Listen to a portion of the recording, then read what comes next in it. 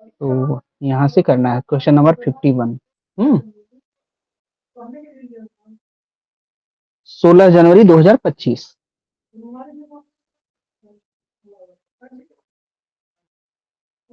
इसके बाद एक पेपर और बचेगा, तो ये रहा। हम्म?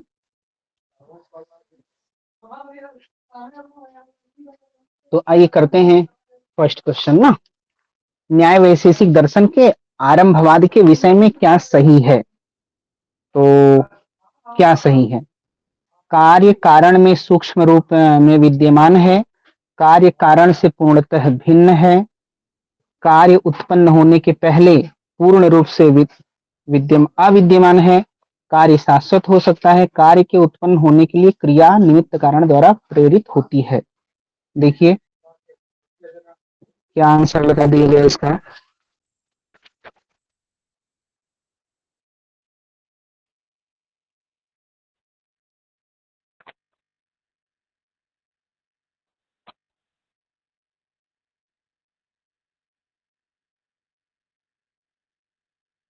इसका सही आंसर है कौन सा? बी सी ई ना, तीसरा। देखिए कार्य कारण में सूक्ष्म रूप में विद्यमान है, तो ये तो सत्कार्यवाद है ना, पहले से इनहेरेंट होता है, तो ये तो होगा नहीं। और पूर्णतः भिन्न है आरंभवाद, क्योंकि ये असत्कार्यवादी हैं, तो एकदम अलग अलग है, दोनों चीजें अलग हैं, तो ये सही है बिल्कुल। कार्य उत्पन्न होने के पहले पूर्ण रूप से अविद्यमान है, बिल्कुल सही है, पहले से विद्यमान नहीं है। कार्य शाश्वत है। देखिए कार्य एक जो कुछ उत्पन्न होता है ना, वो शाश्वत नहीं हो सकता, वो इटर्नल नहीं हो सकता, तो ये बिल्कुल गलत है ना। कार्य के उत्पन्न होने के लिए क्रिया निमित्त कारण द्वारा प्रेरित होती है, निमित्त कारण द्वारा होता है, ठीक है। अब देखिए तर्क भाषा में कहा गया है यत कार्यात पूर्वभावी नियतो अन्यथा सिद्धस्य तत्कारणम। तो तर्क भाषा किसकी है?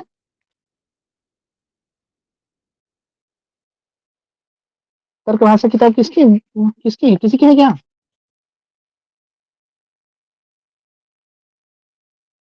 हम्म, केशव मिश्र की है ना? क्यों? यस देखिए सर। हाँ, तर्क भाषा में जो भी कार्य का नियत पूर्ववर्ती हो तथा अन्यथा सिद्ध न हो वह कारण है। और अन्नम भट्ट कहते हैं कि कार्य, ये क्या हो गया? जी सर। ओके। अन्नम भट्ट कहते हैं कि कार्य की अन्यथा सिद्ध नियत पूर्ववर्ती अवस्था को कारण कहते हैं। ये कारण की परिभाषाएं जो दी गई हैं वो हैं। तो फिलहाल आंसर हो जाएगा बीसीई। अब इंग्लिश में भी देखना होगा ना, जी बताते सर। हैं। ओके वेट,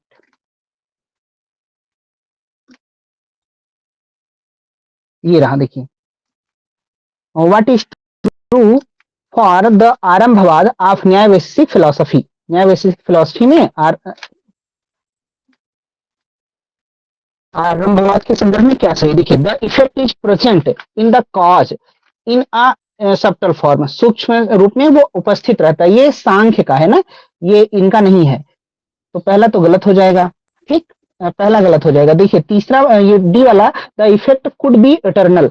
इफेक्ट यानी कार्य इटर्नल है, नित्य है, शाश्वत है, ये भी गलत है ना, कि ये तो इटर्नल हो ही नहीं सकता। तो आंसर लगाइए बी सी ई। बी पढ़ लिए, the effect is entirely different from the cause.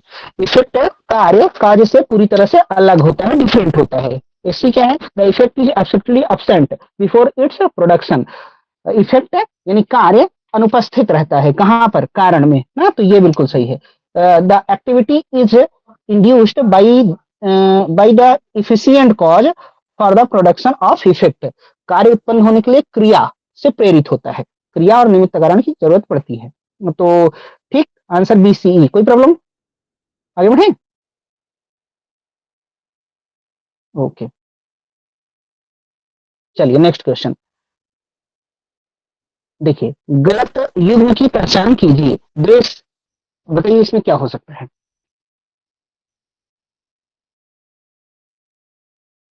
खुद से बताइए। Sir option 4। Gaudapadacharya. Option 4। हाँ, क्वेश्चन 4, आंसर वो 4 हो जाएगा, ऑप्शन 4 हो जाएगा। बहुत अच्छे, बाकी सब सही है ना?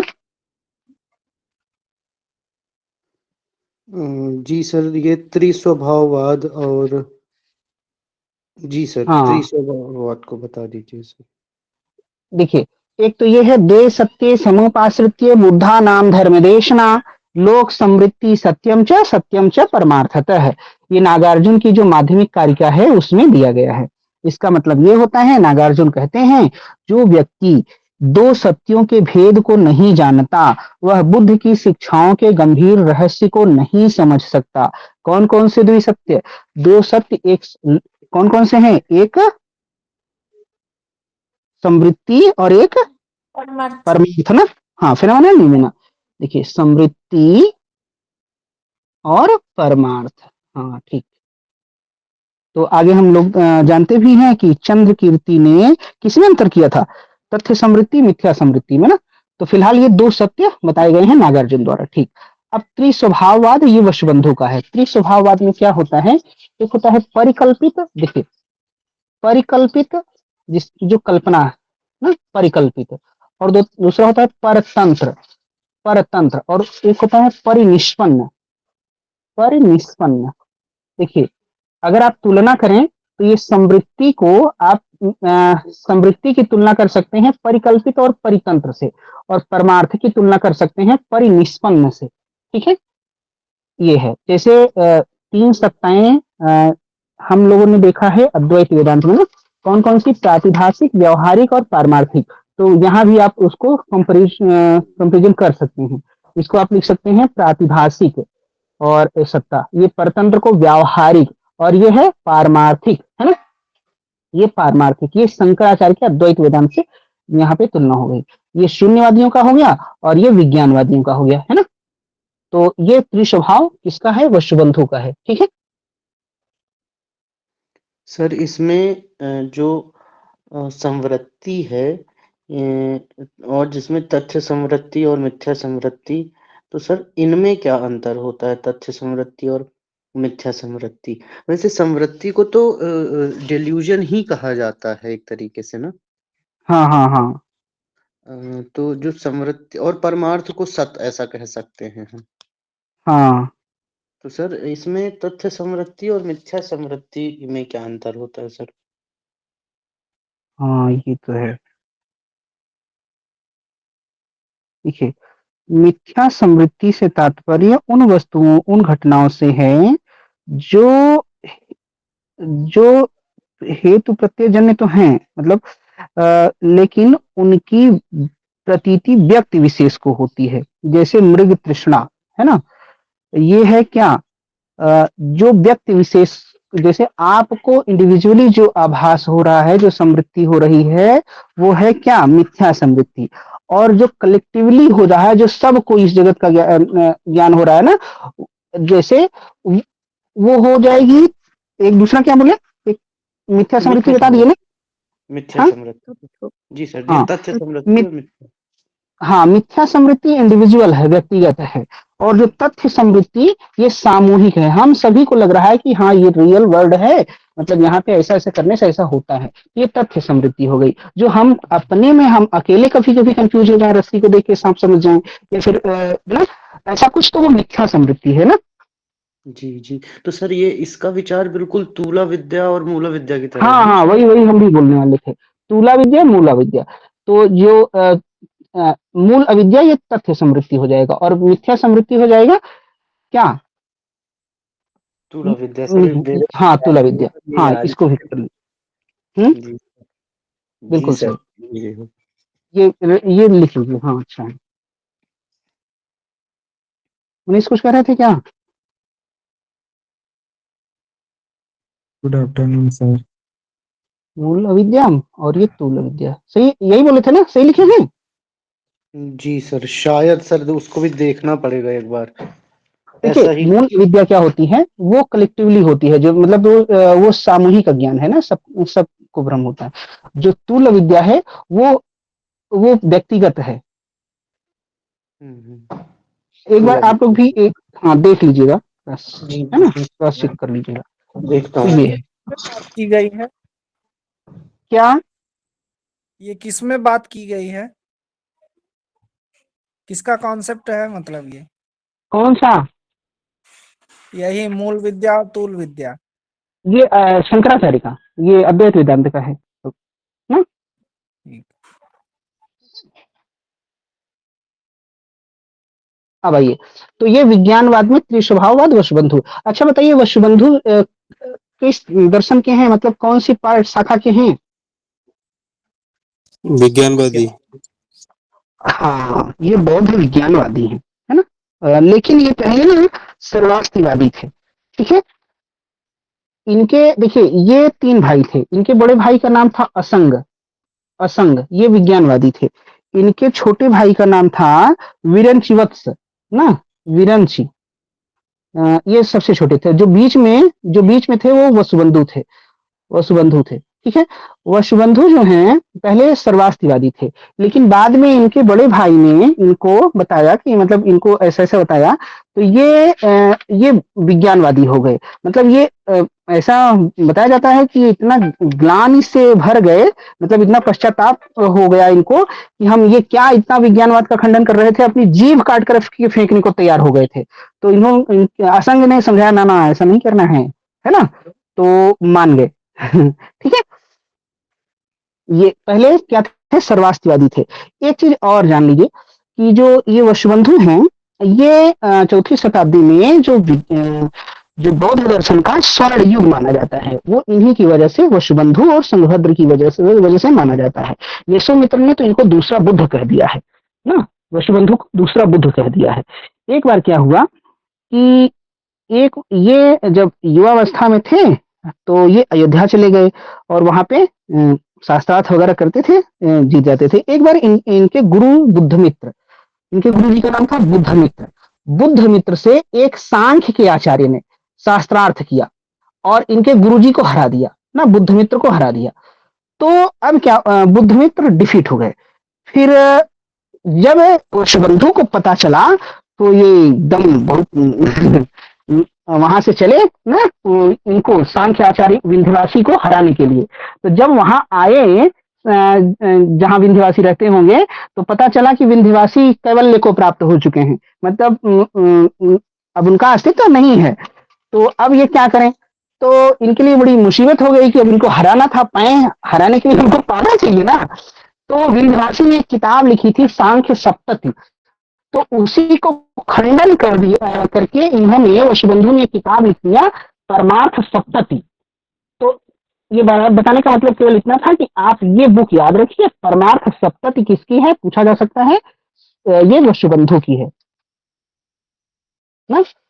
और विंध्यवासी की किताब के अगेंस्ट में विंध्यवासी की किताब थी क्या, सांख्य सप्तति का खंडन करने के लिए इन्होंने परमार्थ सप्तति लिख दिया। चलिए, ठीक।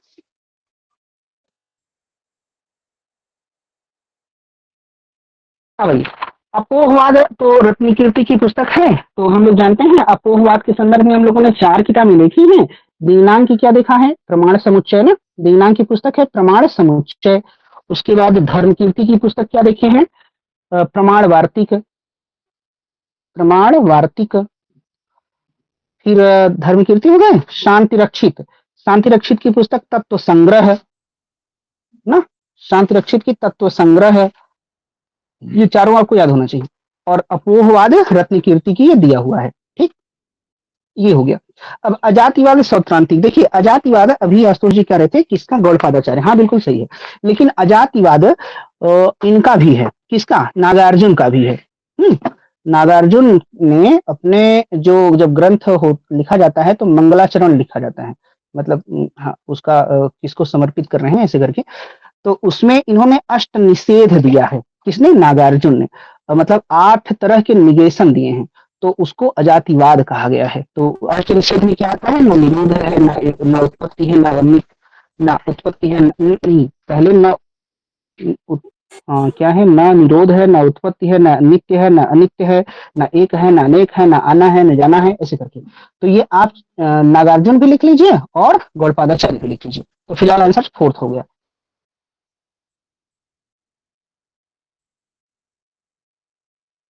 ठीक। इंग्लिश भी देखेंगे, ये रहा।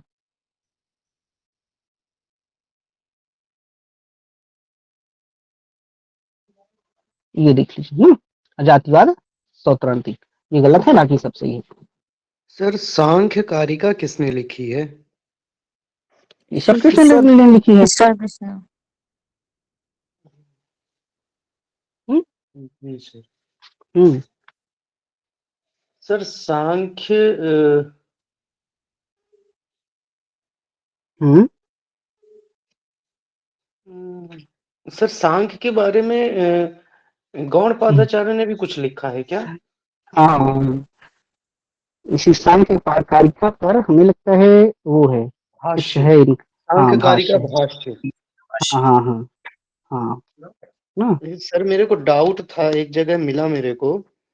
हाँ मैं पढ़ रहा था, किसी किताब में लिखा हुआ था ये। अरे सर इनकी किताब है ना, डॉक्टर अवधेश यादव जी हैं जो सर हाँ हैं, हाँ हाँ हाँ उनकी बुक मैंने मंगाई और देखी, तो इसको मैंने थोड़ा सा पढ़ा, तो एक जगह मेरे को मिला, तो मेरे को डाउट हुआ कि क्या गौड़पादाचार्य ने लिखी है सांख्य नहीं कारिका नहीं, भाष्य? हाँ है ना।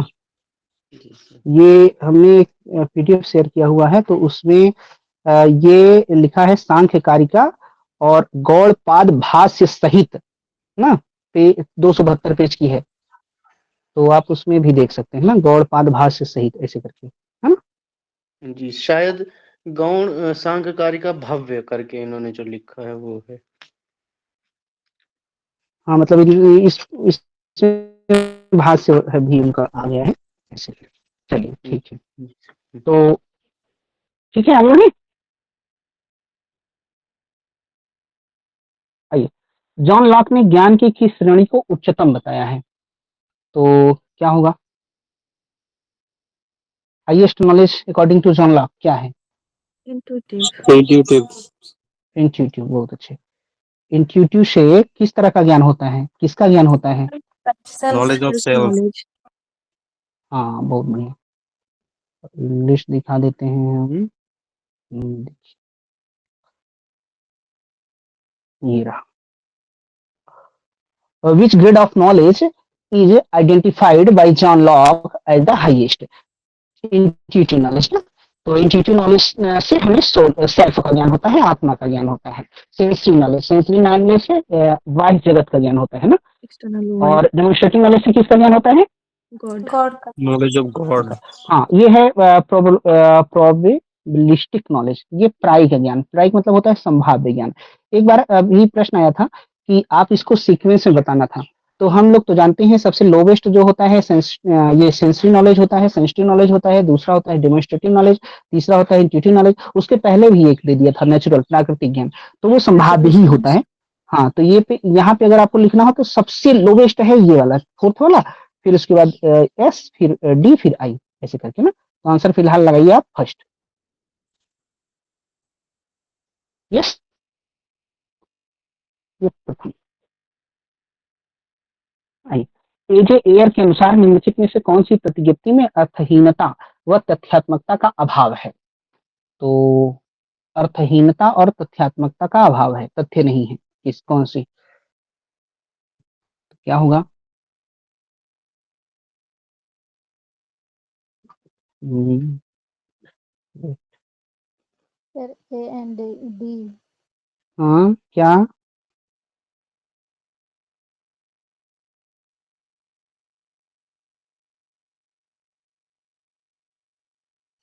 ये रहा इंग्लिश। देखिए, according to A J Ayer, which of the following propositions lack any degree of meaning और एनी फैक्चुअल सिग्निफिकेंस?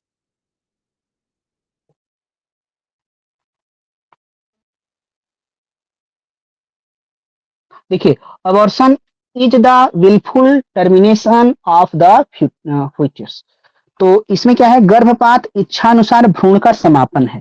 तो देखिए कह रहा है जिसमें फैक्ट ना हो, फैक्ट ना, तो देखिए ये एक्चुअली में एबॉर्शन की डिफिनीशन दे रहा है ना, ये डिफिनीशन बेस्ड है, ये तथ्य है इसमें ना, इसे सत्यापित किया जा सकता है। देखिए फैक्ट का मतलब वो है कि जिसे आप सत्यापित ना कर पाए ना, वेरीफाई ना कर पाए, तो इसको ये डिफिनीशन है, इसको सत्यापित किया जा सकता है, तो इसमें फैक्चुअल कंटेंट है, पहला तो है। है ना। दूसरा देखिए, I believe that abortion is wrong, मैं विश्वास करता हूं कि गर्भपात गलत है। देखिए, इसे भी सत्यापित किया जा सकता है। मैं मानता हूं कि नहीं मानता हूं, मेरा विश्वास है कि नहीं है, इसे ना इस मतलब ये भी वेरीफाई किया जा सकता है कि मेरा क्या विश्वास है, तो ये भी नहीं है। अब देखिए, ये वाला देखिए, you should not have an abortion, आपको गर्भपात नहीं करना चाहिए ना। तो ये एक्चुअली में ये है, you should not have an abortion, तो इसे सत्यापित नहीं किया जा सकता ना। करना चाहिए कि नहीं करना चाहिए, ये वेरीफाई नहीं किया जा सकता, तो इसमें फैक्चुअल कंटेंट नहीं है। अब देखिए, अबॉर्शन इज रॉन्ग, गर्भपात गलत है, इसको भी this is a moral judgement. ये क्या है, अबॉर्शन इज रॉन्ग, ये क्या है, एक नैतिक निर्णय है ना। तो according to AJAR, moral judgement only express emotion not fact. AJAR कहते हैं कि नैतिक निर्णय सिर्फ भावनाएं व्यक्त करते हैं, तथ्य नहीं। तो ये एक्चुअली में एक नैतिक निर्णय है, इसमें तथ्य नहीं हो सकता। तो आंसर आप लगाइए सी और डी, है ना।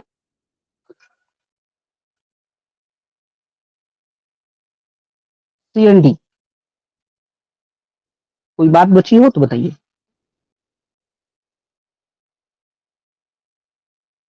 ठीक, कारण तथा कार्य के बीच का संबंध नित्य संयोजन का विषय है, तो ये क्या होगा। सोचिए, तब तक ह्यूम इंग्लिश होगा ना लाते सर। हैं। हाँ, ह्यूम होगा।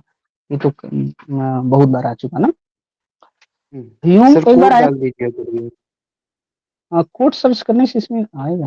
अच्छा, हाँ सही कह रहे हैं। चलिए अगली बार से अच्छा करें क्या, सर्च करके क्या पता जाए।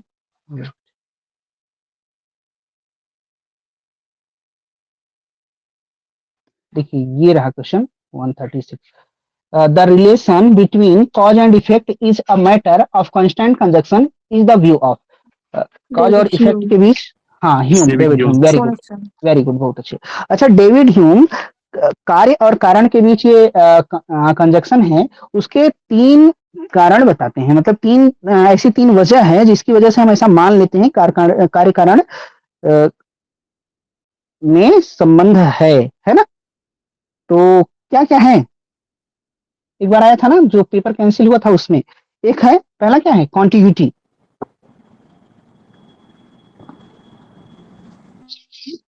सक्सेशन अनुवर्तिता, मतलब एक के बाद एक ना, कॉन्टिग्यूटी मतलब समीपता। दूसरा है सक्सेशन, अनुवर्तिता, मतलब एक के बाद एक आता है, तो हमको लगता है कि ये कार्य कारण संबंध इसमें है, सक्सेशन। और तीसरा क्या है, नेसेसरी कनेक्शन, अनिवार्य संबंध, मतलब कि एक के बाद एक आ ही जाता है। मतलब नेसेसरी कनेक्शन मतलब जैसे तिल से तेल निकलता ही है, ऐसे करके। तो नेसेसरी कनेक्शन, ये तीन आपको याद रखना है कि जिनकी वजह से कार्य कारण संबंध मान लेते हैं हम लोग, साइकोलॉजिकल रिलेशन मान लेते हैं। तो ठीक, डेविड ह्यूम हो जाएगा, है ना। आइए नेक्स्ट। निम्नलिखित में से क्या दीनदयाल उपाध्याय के एकात्म मानववाद का मूलभूत सिद्धांत है, तो क्या होगा। Sir option 3।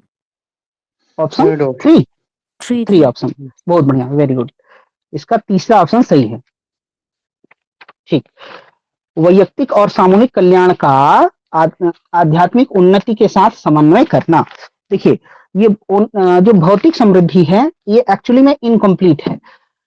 ये डीडी उपाध्याय कहते हैं कि इनके अकॉर्डिंग जो इंटीग्रल ह्यूमनिज्म है,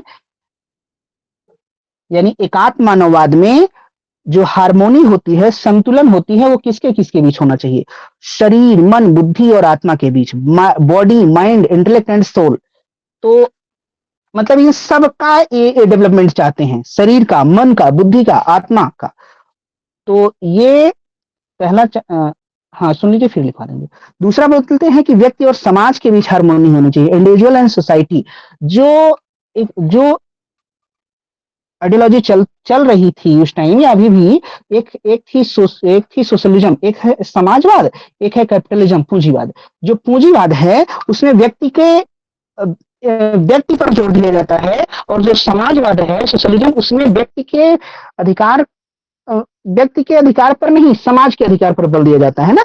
तो डीडी उपाध्याय कहते हैं कि व्यक्ति और समाज दोनों को बैलेंस करके चलना होगा।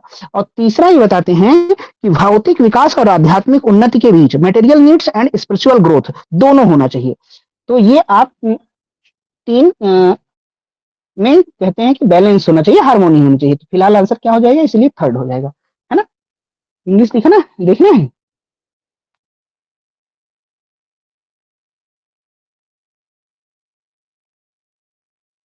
77।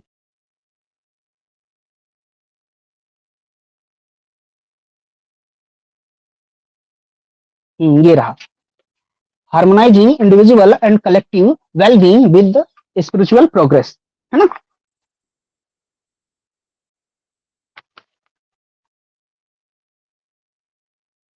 देखिए इनके में अगर आप नोट करना चाहें कुछ पॉइंट तो नोट कर सकते हैं, है ना। देखिए पहला है कि holistic development of human being,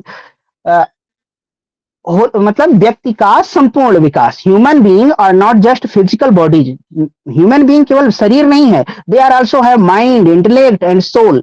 तो कहते हैं development must include are four levels. Development चारों स्तरों पर होना चाहिए। किस किस स्तर पर, माइंड, इंटेलेक्ट मतलब शारीरिक उन्नति, बौद्धिक उन्नति, मानसिक उन्नति और आध्यात्मिक उन्नति। तो ये होलिस्टिक डेवलपमेंट हो गया। चाहे ऐसे पॉइंट चाहे तो बना सकते हैं। दूसरा है harmony of individual and society, individual और सोसाइटी को के बीच में संतुलन होना चाहिए ना। Individual and society depend on each other, एक दूसरे पे डिपेंड हैं, इसलिए integral humanism wants become not conflict. Integral humanism इन दोनों के बीच संघर्ष नहीं देखता, संतुलन देखता है। और तीसरा ये है कि material plus spiritual progress together, दोनों साथ होनी चाहिए। मटेरियल प्लस मतलब भौतिक उन्नति और आध्यात्मिक उन्नति दोनों होनी चाहिए। फोर्थ बोलते हैं rejection of capitalism and socialism. देखिए कैपिटलिज्म का भी रिजेक्शन कर दिया और सोशलिज्म का भी। क्यों? क्योंकि कैपिटलिज्म में क्या होता है कि व्यक्ति के इंडिविजुअल पर जोर दिया जाता है, सोशलिज्म में व्यक्ति की स्वतंत्रता का हनन हो जाता है ना। और पांचवा है decentralisation and upliftment of the last person. Antyodaya का जो विचार है ना, अंत्योदय ये भी आता है किसमें, इंटीग्रल ह्यूमनिज्म में। और एक है कल्चरल नेशनलिज्म, सांस्कृतिक राष्ट्रवाद, नॉट एग्रेसिव नेशनलिज्म। ध्यान रखना है, सांस्कृतिक राष्ट्रवाद है, एग्रेसिव आक्रामक राष्ट्रवाद नहीं है। कल्चरल नेशनलिज्म, ये आप बना के याद रख सकते हैं। फिलहाल आंसर तीसरा लगा, लोगों ने पहले ही बता दिया था। आइए आइए बढ़े। यह सिद्धांत की नैतिक सत्य मानवीय विश्वासों पर तथा संवेदनाओं से स्वतंत्र है कहलाता है, क्या होगा? नैतिक यथार्थवाद। हाँ बिल्कुल, इसका दूसरा है नैतिक यथार्थवाद। नैतिक यथार्थवाद में क्या होता है कि नैतिक सत्य मनुष्य की मान्यताओं, भावनाओं या सोच पर निर्भर नहीं होते। Moral truth exist independently of what people think, feel और बिलीव। तो ये बिल्कुल सही है। देखिए इसमें क्या होता है, मोरल फैक्ट और ऑब्जेक्टिव। नैतिक सत्य वस्तुनिष्ठ होते हैं, जैसे वैज्ञानिक सत्य। जैसे कहते हैं स्टीलिंग इज ट्रू, चोरी करना गलत है, स्टीलिंग इज रॉन्ग, सॉरी चोरी करना गलत है। तो ये गलत है तो सबके लिए गलत है, अकेले के लिए नहीं है। अब ये विषय निष्ठवाद जो होता है, विषय निष्ठवाद, ये इसमें क्या होता है, morality depends on individual feelings. व्यक्ति की ये एक इंडिविजुअल पर डिपेंड करता है। और सांस्कृतिक सापेक्षवाद में क्या होता है, मोरालिटी वेरियस विद कल्चर। हर संस्कृति के अनुसार नैतिकता अलग अलग हो जाएगी, हर कल्चर के अकॉर्डिंग नैतिकता अलग अलग हो जाएगी। और संवेगवाद जानते हैं, moral statements express emotions not fact. इसमें क्या होता है, मोरल स्टेटमेंट हमारे इमोशंस को व्यक्त करते हैं, फैक्ट को नहीं। तो फिलहाल आंसर इसलिए दूसरा होगा, है ना। सर इंग्लिश, इस इसका इंग्लिश रहेगी क्या? इंग्लिश ये रहा। कोई चीज ना समझ आए, छूट जाए तो बताया करिए, फिर बोलेंगे। एक बार ये रहा, सर्च करिए सर, सर्च करने पर नहीं आएगा क्वेश्चन आईडी से? रुकिए करते हैं। देखिए जैसे यही करते हैं, 288 है ना, हाँ 28 नहीं आ रहा। देखिए ये ना प्रिंटेड है इसलिए नहीं आ रहा है। हाँ इसीलिए।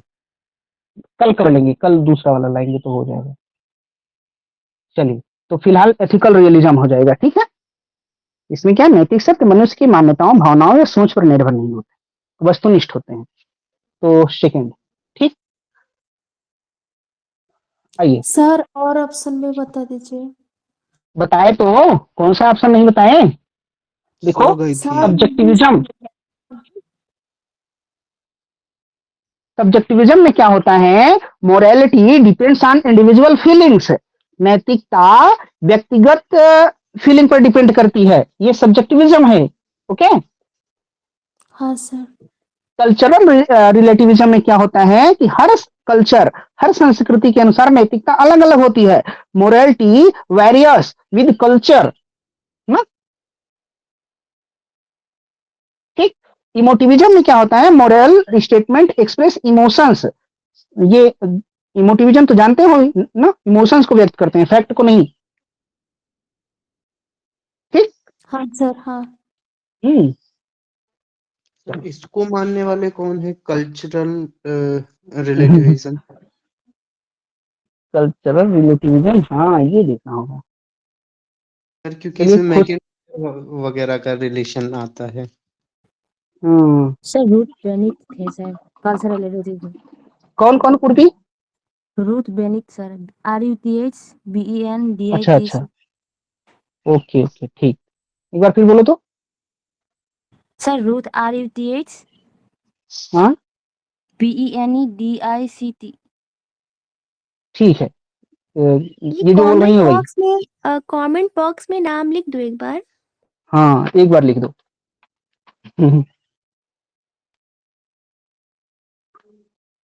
तो ये रहा ना, आप लोग भी खोज लीजिएगा, लिख दो, तो हम भी लिख देंगे बोर्ड पे। देखिए, और ये हाँ ये, कॉन्सेप्ट मोरल रूथ एब्सोल्यूटिज्म के बेनेडिक्ट। हाँ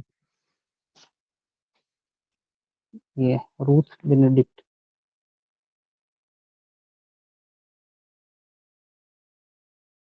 हाँ तो ये रहा। क्या कुछ कह रहे थे आशुतोष? जी सर, ये मोरल एब्सोल्यूटिज्म के हाँ हाँ, विरोध में आता है ये कॉन्सेप्ट, मोरल रिलेटिविज्म। निश्चितवाद है तो ये एब्सोल्यूटिज्म। एब्सोल्यूटिज्म के हाँ अगेंस्ट में ही होगा, सही बात। सर क्या मैकेंटायर इसमें नहीं आते हैं? मैकिंटायर, मैकिंटायर किस में आते हैं? मैकिंटायर तो वो है ना, मल्टीकल्चरलिज्म वाले। जी सर, हाँ इनका सर। समुदायवाद में भी नाम आता है, कम्युनिटेरियनिज्म में। हाँ हाँ, तो वहां पर भी ये बोलते हैं कि हाँ एक जगह इनका विचार है कि मैकेंटायर ने तर्क दिया है कि उदारवाद के समर्थक नैतिक सापेक्षतावाद में विश्वास रखते हैं, अतः वो वैकल्पिक मूल्यों के प्रति सहिष्णुता का परिचय देते हुए अपने आप को सद्गुण की किसी, ये मतलब वही है कि इनका भी कहीं हम्म ना कहीं बैलेंस आता ही है। अब इसको देखना पड़ेगा सर, क्योंकि अभी ध्यान नहीं आ रहा है। ठीक। मल्टीकल्चरलिज्म में सभी मतलब कई सारे कल्चर को एक साथ ले लिया जाता है, तो उसमें तो सामूहिक है। इसमें कह रहे हैं कि अलग अलग कल्चर के अकॉर्डिंग अलग अलग चीजें नैतिक होती हैं, जी हो सर। सकता है। हाँ देख लीजिएगा क्या रिलेशन है, नहीं होगा तो फिर बताइएगा, देखा जाएगा। जी सर। आइए देखिए, किसी वस्तु में सामान्य तथा विशेष दोनों गुण आते हैं। देखिए ये क्वेश्चन आप जरूर से खूब अच्छे से ध्यान रखिए, ये हर बार आ रहा है कई कई साल से ना, हर एक पेपर में जैन का है ना। तो किसी वस्तु में सामान्य तथा विशेष दोनों गुण होते हैं, क्या होगा? इंग्लिश दिखा दें तब नैगम बताइए नहीं ना। होगा सर। हाँ, संग्रह में सर। अंदाज की नहीं बताना है। नैगम नहीं होगा सर। क्यों होगा निगम नहीं? हाँ निगम नहीं होगा। देखिए, a thing is has both universal and particular qualities, ठीक। किसी वस्तु में सामान्य तथा विशेष दोनों गुण होते हैं, तो ये नैगम नहीं है। देखिए नैगम नय को दो तरीके से समझा जाता है। एक प्रयत्न विशेष, एफर्ट को लेकर के ना, ऐसे भी प्रश्न आया है कि प्रयत्न विशेष, जैसे हम क्या कर रहे हैं, हम ये गैस के पास हैं, मतलब आलू काट रहे हैं या जो भी कर रहे हैं ना, और कोई अभी गैस जलाए नहीं है और कोई पूछे क्या कर रहे हो, तो हम बोले खाना बना रहे हैं। अभी खाना तो बना ही नहीं रहे हैं, अभी तो हम चावल वावल धुल रहे हैं ना। तो प्रयत्न को ध्यान में रख करके ऐसी बात हो की जाए तो ये क्या होता है, नैगम नय हो जाता है। और सिद्ध सेन दिवाकर कहते हैं कि नैगम नय में सामान्य तथा विशेष दोनों पर बल दिया जाता है ना, सामान्य पर भी विशेष पर भी। ठीक है, अब देखिए सामान्य गुणों पर बल दिया, सिद्ध सेन, सिद्ध सेन, सिद्ध सेन, हाँ। अब दूसरा वाला पढ़िए, सामान्य गुणों पर बल दिया जाता है तथा विशेष गुणों की उपेक्षा की जाती है। देखिए यहाँ पे जैसे सामान्य पर भी विशेष पर भी दोनों को महत्व दिया जाता है, जैसे न्याय वैशेषिक में ना, मतलब सामान्य को भी समझा गया है और विशेष को भी। अब दूसरा देखिए, सामान्य गुणों पर बल दिया जाता है तथा विशेष गुणों की उपेक्षा की जाती है। सामान्य जनरलिटी पर ध्यान दिया जाता है और इंडिविजुअलिटी को, पर्टिकुलरिटी को क्या इग्नोर किया जाता है। तो इसमें क्या, इसमें इसका मतलब क्या होता है, ये हो जाएगा संग्रहण है, होगा ये संग्रहण है, जैसे अद्वैत वेदांत में ना संग्रहण है। वेरी गुड, बहुत अच्छे। तो ये बी का थर्ड। देखिए नेक्स्ट है, परंपरागत दृष्टिकोण इंद्रियानुभव ज्ञान पर आधारित है। तो इसका क्या मिला दें, ये व्यवहार ने इंद्रियानुभव ज्ञान पर, यानी जो जो इंद्रियों से देखते हैं और उसी के अकॉर्डिंग हम अपना बिहेव करते हैं, लोक व्यवहार जो होता है तो इंद्रियानुभव पर ही चलता है ना। तो ये व्यवहार नहीं हो गया। अब ये जो सत है वह क्षणिक है, तो ये होता है, इसमें वर्तमान पर बल दिया जाता है ना, भूत और भविष्य पर ध्यान नहीं दिया जाता। हाँ, ये ऋजु सूत्र में हो जाएगा, इसको लगा दीजिए ऋजु सूत्र में, तो आंसर आपको मिल गया फोर्थ, है ना। अब 3 बच गए, एक क्या हाल माझी मुस्तकबिल ऐसे होता ना अनिश, याद है? सर समाभिरूढ़ है एवं भूत है। से हम वो अरबी की बात कर रहे थे सर माझी हाल मुस्तकबिल ऐसे होता ना, हाल मतलब वर्तमान, माजी सर, हाँ जो भी है, माजी है। हाँ हाँ ठीक। तो आप देखिए माजी ये, हाल मुस्तकबिल। हाँ यही तो हम बोल रहे थे तो इसमें हाल पर ध्यान दिया जाता है, ऋजु सूत्र नहीं। क्षणिकवाद है, ये बौद्ध दर्शन से की तरह है। तो अब देखिए ये जो चार हैं, हाँ क्या नश? सर इसको इसमें ये सी डी शर्मा में इसमें इसको मतलब बिल्कुल डीपली, हाँ ये सी डी Conventional शर्मा में point सर of नहीं view है, की। ये सर दूसरी बुक में है, नंद किशोर देवराज है उनकी बुक में, सर अरे हम सी भेज डी देंगे। शर्मा से मैं सी डी शर्मा से मैंने लिखा है इसे सर ये इंग्लिश में सी डी बहुत शर्मा से बढ़िया, मैंने किया। हाँ हाँ ये हाँ पढ़ लीजिएगा, मतलब ये बार बार पूछा जा रहा है। देखिए ये 2 कैटेगरी में डिवाइड कर दिया गया है, ये जो 4 आया है इसको बोलते हैं अर्थ नय, जो 3 बच गया है वो होता है उसको बोलते हैं शब्द नय। शब्द नय, अर्थ नय में 4 हो गए, क्या क्या, नैगम नय, संग्रह नय, व्यवहार नय, ऋजु सूत्र नय, और शब्द नय में 3 और बच गए। तो उसमें उसमें क्या क्या होता है, उसमें होता है 5वां नंबर पे आप लिखिए तो शब्द नय, हाँ शब्द नय। 6वां है समाभिरूढ़ नय, समाभिरूढ़ नय, और 7वां है एवं भूत नय, एवं भूत नय। देखिए शब्द नय में क्या होता है, अनेक शब्दों को एक ही अर्थ का द्योतक माना जाता है। जैसे हम कहते हैं घट मने, कह दीजिए घड़ा, फिर कहते हैं कलश मने घड़ा, कहते हैं कुंभ मने घड़ा। तो देखिए अनेक शब्द हैं लेकिन अर्थ एक ही है ना, तो जब अनेक शब्दों का एक ही अर्थ लिया जाता है तो वो शब्द नय होता है। क्लियर है? शब्द नय, अनेक शब्दों का एक ही अर्थ लिया जाता है तो वो शब्द नहीं होता है। अब इसी का जस्ट अपोजिट है क्या, ये समाभिरूढ़ नय, जस्ट अपोजिट नहीं है, थोड़ा सा अपोजिट है। समाभिरूढ़ नय में क्या होता है, ना तो शब्दों का एक अर्थ होता है और ना एक शब्द का अनेक अर्थ होता है, मतलब हर शब्द की व्युत्पत्ति के अकॉर्डिंग उसका अर्थ अलग अलग हो जाता है। जैसे हम कहते हैं पंकज, पंकज मतलब क्या,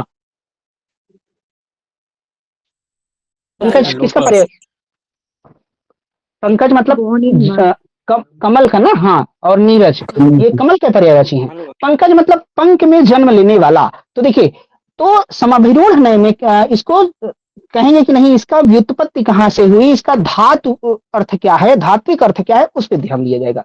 तो पंकज यानी पंख यानी कीचड़ में जन्म लेने वाला, नीर मतलब जल, जल में जन्म लेने वाला, तो इसका मतलब कह देंगे कि अलग अलग है। तो इसमें क्या होता है, ना तो शब्दों का एक अर्थ होता है और ना एक शब्द का अनेक अर्थ होता है, तो ये समाभिरूढ़ नय हो गया। एवं भूत नय क्या होता है, लास्ट वाला देखिए, एवं भूत नय में शब्द का अर्थ तभी स्वीकार करना चाहिए जब वैसी क्रिया की जा रही हो। जैसे आप विद्यार्थी तभी हैं, हम आप ट्रेन में मिल गए तो आप कहें कि क्या है, हम पूछे क्या है, तुम्हें विद्यार्थी हैं, तो उस समय आप विद्यार्थी नहीं हैं, उस समय आप यात्री हैं। आप उसी टाइम विद्यार्थी हैं जिस टाइम आप पढ़ रहे हैं, आप उसी टाइम पुजारी हैं जिस टाइम आप पूजा कर रहे हैं। तो एवं भूतनय में शब्द का अर्थ तभी स्वीकार किया जाता है जब वैसी क्रिया आप कर रहे हो। तो ये तीनों के तीनों क्या है, शब्द में है। तो ठीक है, मतलब कुछ बच गया हो तो आप लोग जोड़ दीजिए, है ना। इंग्लिश भी दिखा दें।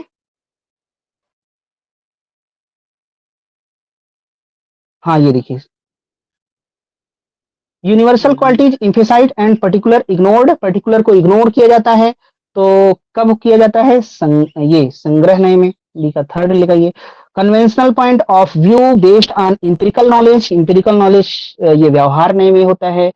What is real, is momentary, ये रजु सूत्र नय होता है। ठीक है, राममूर्ति पाठक में भी अच्छा दिया है सर। Page number 78। जी सर। इसमें इंद्र का उदाहरण लिया है, इंद्र शक्र पुरंदर। हाँ, इंद्र मतलब भी हम लोग इंद्र समझते हैं, और पुरंदर मतलब भी, और एक शक्र मतलब भी। तो यहाँ पे कहेंगे कि आप ऐसा मत करिए ना, तो जो शोभित हो वह इंद्र है, जो शक्तिशाली है वह शक्र है, जो नगर का विध्वंस करे वह पुरंदर है। तो अलग अलग ले लिया गया। तो ठीक, मतलब ये आप कैसे भी करके याद रखिएगा, ये आ सकता है। समझ गए हो तो अच्छी बात है, ना समझ गए हो तो रट जाइए। नहीं समझ में आया तो फिर पूछ लीजिएगा। हाँ, तो ये आगे किया करें, क्यों, ठीक है ना। जी सर। Yes sir. देखिए, हिरण्यमेन पात्रेण सत्यस्यापि हितं मुखम, ये क्या है।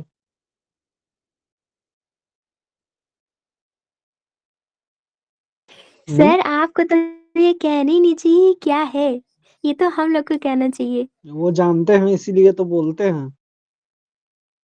नहीं। हम लोग जानते हैं कि नहीं। देखिए, एक होती है सिंपैथी, एक होती है इम्पैथी ना। इम्पैथी मतलब होती है समानुभूति, एक होती है सहानुभूति। सहानुभूति तब दिखाई जाती है जब अपने आप को बेटर समझा जाता है। तो हम अपने आप को बेटर कभी नहीं समझते ना, समझ नहीं रहे हैं, हम इम्पैथी दिखा रहे हैं, समानुभूति फीलिंग कर रहे हैं सर आपकी तरह। झूठ बोल रहे हैं आप, एक दिन कहने लगे वो हमें वो हीरो आपका फील हो रहा था, बड़प्पन है। कहा था आपने। हाँ, तभी और मोटिवेशन मिलता है अच्छा ना तो भैया। ठीक है, चलिए। तो फिलहाल आप मिलाइए इसको, हिरण्यमेन पात्रेण। अच्छा, ये कहाँ से हम लोग पढ़े थे, वो ट्रस्टीशिप वाला, ईशावास्यमिदं सर्वम किस उपनिषद में है। ईश उपनिषद में। हाँ, ईश उपनिषद, ये भी ईश उपनिषद में है। ईश उपनिषद में कुल कितने मंत्र हैं, 18। हाँ 18, जो 18 मंत्र हैं, और 15वां मंत्र यही है, कौन सा, जो ये लिखा हुआ है। तो 18 है, तो आप देख ही सकते हैं कि ना कौन कौन से हैं। 15वां मंत्र ये है, हिरण्यमेन पात्रेण सत्यस्यापि हितं मुखम तत्वं पूषण वापिणु सत्य धर्माय दृष्टये, अर्थात चमकीले स्वर्ण आदि के पात्र से सत्य का मुख ढका हुआ है। सबके हे सबके पोषक परमात्मन, आप उस सत्य स्वरूप के दर्शन के लिए उस आवरण को हटा दो। इसका मतलब क्या है, इसका मतलब यह है कि धन का लालच मनुष्य को धर्म से विमुख कर देता है। मतलब धन के लालच में पड़ेंगे तो सत्य को नहीं जान पाएंगे, धन के लोभ में मनुष्य अधर्म की ओर प्रवृत्त हो जाता है। ऐसी दशा में सत्य के स्वरूप का दर्शन मनुष्य को नहीं हो सकता। इसीलिए इस मंत्र में प्रार्थना की गई है कि हे परमात्मन आप उस आवरण को हटा दें जिससे हम अविनाशी प्रभु के दर्शन कर सकें। ठीक है, तो ये 15वां मंत्र है, अपना ध्यान रखिएगा ना। अब देखिए, इसमें आपके काम की बात एक और छिपी हुई है। क्या? आईसीपीआर जानते हैं ना? जी सर। आईसीपीआर की स्थापना मार्च 1977 में हुई थी। ठीक है, इसके पहले अध्यक्ष 1981 में बनाए गए थे डीपी चट्टोपाध्याय। डीपी चट्टोपाध्याय से भी राजस्थान के पेपर में पिछली बार 4 क्वेश्चन आए थे। आप किताबें पूछी गई थी, कुछ स्टेटमेंट भी पूछे गए थे। तो फिलहाल अभी कुछ दिन पहले आईसीपीआर ने अपना लोगो बदला है, तो उस लोगो में उन्होंने एक शब्द रखा है। वो शब्द ये रखा है, लोगों में क्या रखा है? सत्य धर्माय दृष्टये, ऐसे करके, या हाँ शायद यही है लास्ट वाला, मतलब इस मंत्र का जो लास्ट वाला शब्द है वो रखा गया है। तो आप याद रखिएगा क्योंकि फिर पूछा जा सकता है ना, सत्य धर्माय दृष्टये। ठीक है, तो ये है। पूरा लिख दें, आप खोज लीजिएगा ना, सर या पीडीएफ भेज देंगे। हाँ, इसका पहला और आखिरी वाला भी बता दीजिए एक बार, यीशु का। ओहो, इसका पीडीएफ डाला है ग्रुप पे, पूरा हाँ वही तो, भी डाला हुआ है। अब ये सोच रहे हैं हमको सब याद ही है। हाँ, पहला वाला क्या है? पहला वाला तो आपको भी याद होना चाहिए, क्या है? अनूप। बताइए अनूप। नहीं याद आ रहा है। चलिए कोई बात नहीं। ईशावास्यमिदं सर्वम। हाँ, ईशावास्यमिदं सर्वम यात्किंच जगत्याम जगत्तेन त्यक्तेन भुंजीथा माग्रथ कश्चिद्धनम। हे मनुष्यों, ये सब जो कुछ संसार में चराचर वस्तु है ईश्वर से ही व्याप्त है, अर्थात ईश्वर सर्वत्र व्यापक है। उसी ईश्वर के दिए हुए पदार्थों का भोग करो, किसी के भी धन का लालच मत करो, अर्थात किसी के भी धन को अन्याय पूर्वक लेने की इच्छा मत करो। ये पहला है। और जो 18वां नंबर पे है वो ये है, अग्नि ने सुपथाराये अस्मान विश्वानि देव वयुनानि विद्वान ना। हे अग्नि प्रकाश रूप, हे देव दिव्य गुण संपन्न परमात्मन, आप हमारे संपूर्ण कर्मों को जांचने वाले हैं, इसलिए ऐश्वर्य की प्राप्ति के लिए हमको अच्छे मार्ग पर ले चलिए, ऐसे करके है। चलिए, तो फिलहाल ये हो गया। अब आगे करते हैं ना। हाँ, ये डीपी चट्टोपाध्याय से जो क्वेश्चन आया था वो आपको बता दें क्या? हाँ सर। देखिए, एक तो 4 क्वेश्चन आया था, एक तो किताब पूछी गई थी। तो किताब तो आप ऐसे ही जानते रहिए, मतलब जरूर से जानते रहिए, सिलेबस में हो ना हो। एक पूछा गया था इंडियन एथिज्म, डीपी चट्टोपाध्याय से इंडियन एथिज्म, ATHEISM। ठीक है, और एक पूछा गया था लोकायत, इनकी 2 किताबें, लोकायत। ठीक,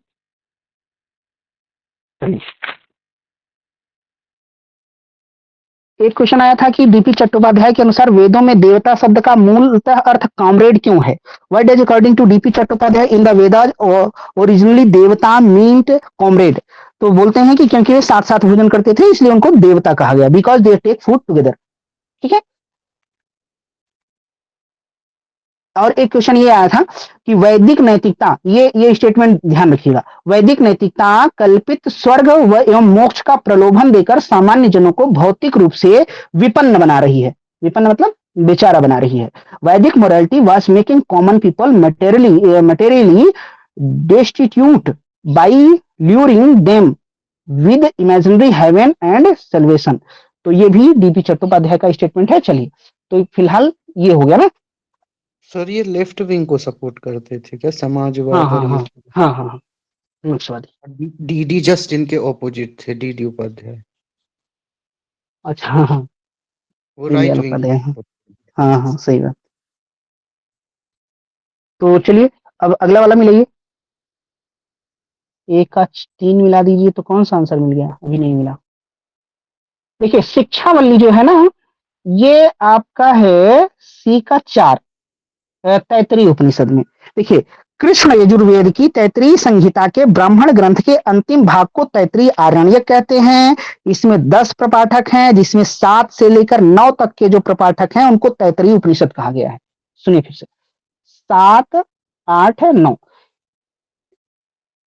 तैतरीय आरण्यक के जो 7वां, 8वां और 9वां विभाग है उसको क्या कहा गया है? तैतरीय उपनिषद कहा गया है। 7वें को बोला गया है शिक्षावल्ली। क्या बोला गया है? शिक्षावल्ली। 8वें को बोला गया है ब्रह्मानंदवल्ली, ब्रह्मानंदवल्ली ना। और 9वें को बोला गया है भृगुवल्ली। तो तीनों इसमें एक दिया है, आप तीनों वल्ली जानते रहिए। ठीक, हाँ भृगुवल्ली क्या है सर? क्या है छोड़ दीजिए ज्यादा हो जाएगा, ये इतने से काम हो जाएगा ना। ठीक है, सर पिछले साल जब आपने ये पेपर कराना शुरू किया था तब मेरी पहली क्लास थी, मतलब पिछले साल, मतलब अभी पिछले सेशन में जब पिछला पेपर जो हुआ था, और मैंने देखा ऐसे ऐसे क्वेश्चन आते हैं, मैं तो डर ही गया था कि इस फिलोसफी को ऐसे पढ़ना पड़ेगा नहीं कभी कभी ऐसे आ जाते हैं, कोई बहुत चिंता की बात नहीं। अनूप अभी भेज रहे हैं एक पीडीएफ, उसमें सारा दिया हुआ है ना। ठीक है, ये तीनों वल्लियों के बारे में, हाँ वहां से देख सकते हैं। शिक्षावल्ली इसका इसलिए नाम रखा गया क्योंकि इस प्रकरण में दी गई शिक्षा के अनुसार जीवन जीने वाला मनुष्य इस लोक और परलोक में सर्वोत्तम फल ग्रहण करता हुआ ब्रह्म विद्या को प्राप्त करने में समर्थ हो जाता है। तब इसमें शिक्षा दी गई है।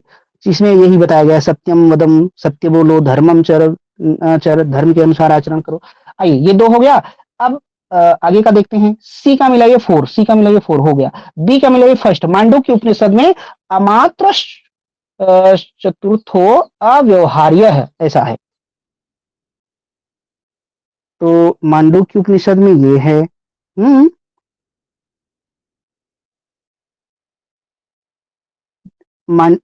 ठीक है, ये कहाँ पे है? हाँ देखिए, सबसे छोटा उपनिषद कौन सा है जानते हैं? यही है मांडुक्य उपनिषद। हाँ, इसमें 12 मंत्र हैं। सबसे बड़ा है बृहदारण्यक उपनिषद। तो जो 12वां मंत्र है वो यही है। क्या है?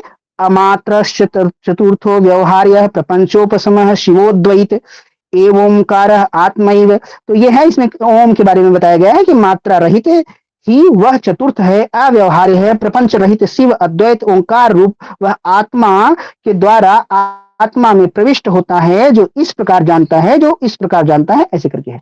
तो ये 12वां मंत्र है किसका? मांडुक्य का। तो क्या मिल गया? बी का फर्स्ट। एक बच गया ना, कौन सा बचा? मुंडक उपनिषद। इसका वाला थोड़ा सा पहला भी बता दीजिए, हो सकता है इस बार पहले से ही पूछ ले सबका। इसका मांडुक्य का? Yes sir. ओ, मांडुक्य का पहला क्या है? ओम के बारे में बताया गया है।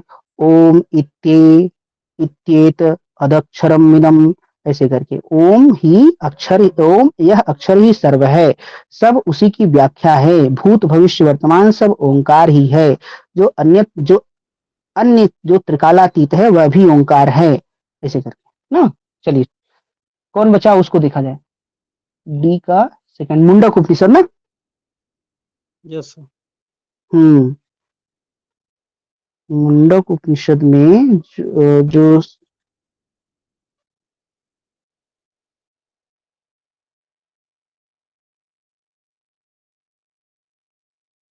अभी ये सारे पीडीएफ भेज देंगे, आप वहां से देख लीजिएगा, सब मिल जाएगा एकदम आसानी से। ठीक है,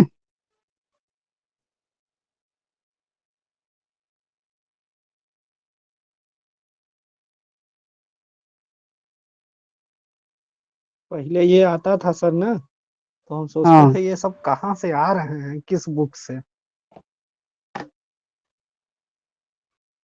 देखिए, इसमें है यथोर्ड नाभि सृजते गृहते च यथा पृथिव्यो मोषधयः संभवन्ति यथा सतः पुरुषात् केश लोमानि तथा अक्षरात संभवती है विश्वम, जिस प्रकार मकड़ी जाले को बनाती है और निगल जाती है, तथा जिस प्रकार पृथ्वी में अनेक प्रकार की औषधियां उत्पन्न होती हैं, और जिस प्रकार जीवित मनुष्य से केश यानी बाल और रोए उत्पन्न होते हैं, उसी प्रकार अविनाशी ब्रह्म से यहाँ इस सृष्टि में सब कुछ उत्पन्न होता है। ये मंत्र नंबर 7 है, चाहे तो लिख लीजिएगा। चलिए ठीक, तो आगे बढ़े आप। हाँ यस सर। सर। देखिए, निम्नलिखित में से अस्तित्ववादी दार्शनिकों पर विचार कीजिए। इंग्लिश देखना था क्या कि हो गया? हाँ सर, हो जाएगा। इंग्लिश में भी तो संस्कृत है ना। वही सही बोले। सोर्ज हाइडेगर द्वारा प्रचलित धारणा है, तो क्या है? ठीक है, सोर्ज मतलब क्या? केयर या Care. कंसर्न। हाँ, तो ये बिल्कुल सही है। सिकनेस अनटू डेथ का मुख्य प्रतिपाद्य विषय हताशा, डिस्पेयर है। तो सिकनेस अनटू डेथ किसका है? Kierkegaard. Soren Kierkegaard. Very good, हाँ, तो ये भी सही है। शाश्वत आवर्तन निश्चित रूप से सचमुच सत्य है, नीचे, तो ये गलत है। ईसाइयत को ईसाइयत तंत्र से बचाना किरकेगार्ड का लक्ष्य था, ये सही है। तो आंसर क्या लगाइए? आंसर लगाइए दूसरा, ABD। सर इसका इंग्लिश शाश्वत हाँ, आवर्तन। Eternal recurrence 99 English. हाँ, तो उसकी बात तो करते हैं ना। ये देखिए, eternal recurrence is meant to be literally true. नहीं नहीं, ये एजम्पशन देते हैं इटर्नल रिकरेंस का। हाँ, बल्कि सर इकबाल में भी हम यही कहते हैं। इकबाल भी इस उदाहरण को लेते हैं नीत्शे के। एटर्नल रिकरेंस का ये रहता है कि मान लीजिए एक दिन शैतान आता है और आपसे कहता है कि आपको यही जिंदगी बार बार जीनी, तो आप एज्यूम कीजिए कि यही जिंदगी आपको बार बार जीनी है, तो आप क्या करोगे? और आपकी जिंदगी बुरी है, फिर भी आप कहीं ना कहीं या तो आप हताश हो जाओ, या फिर आप इसी के साथ कॉम्प्रोमाइज करो, अपनी लाइफ को अच्छा करो। ये बड़ा अच्छा कॉन्सेप्ट है। हाँ, तो बहुत ये बढ़िया। Sir example first option literally बता टोल्ड मी। दीजिए। हाँ, क्या कस्तूरी? सर फर्स्ट ऑप्शन क्या बता दीजिए। सोर्ज, केयर, केयर के बारे में जो केयर वाज सोर्ज, ये जर्मन वर्ड है ना, was popularised by Heidegger. Heidegger के फिलोसफी में केयर यानी की बात की गई है ना, हाँ। वही तो है। हाँ सर। केयर के 3 पक्ष हैं, कौन कौन से? तथ्यता, संभाव्यता, गिरावट। ठीक Existence, है, facticity, fallenness. यस, एग्जिस्टेंस, फैक्टिसिटी, फॉलनेस, है ना? ठीक है। हाँ सर। सुझाव देखिए, याद है, बहुत अच्छे, ऐसे ही याद रहना चाहिए।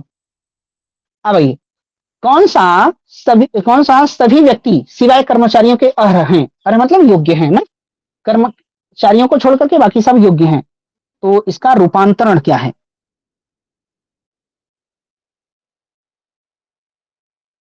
और रूपांतरण क्या है? देखिए, ये रहा इंग्लिश। हाँ, ये all persons except employees are eligible ना, इसका करेक्टली ट्रांसलेशन बताना है। देखिए, All non-employees except, are eligible. हाँ, except, very good Priya. Except employees यानी एम्प्लॉइज को छोड़ करके, यानी कि नॉन एम्प्लॉइज ना, तो all non employees are eligible, पहला ही होगा क्या? Yes, sir. ठीक, बहुत अच्छे, सही है ना? जी सर। हम्म, तो ठीक है, इसका फर्स्ट हो जाएगा। सभी व्यक्ति सिवाय कर्मचारियों के अर्ह हैं, तो यानी सभी अकर्मचारी, कर्मचारियों को सिवाय, कर्मचारियों को छोड़कर, तो सभी अकर्मचारी अर्ह हैं, योग्य हैं। चलिए नेक्स्ट, आगमनात्मक सामान्यीकरण तर्कों को ध्यान में रखकर निम्नलिखित में से किसके दावे किए जा सकते हैं? इंडक्टिव जनरलाइजेशन के बारे में बताना है। इंडक्टिव जनरलाइजेशन, हाँ, इंग्लिश ये रहा।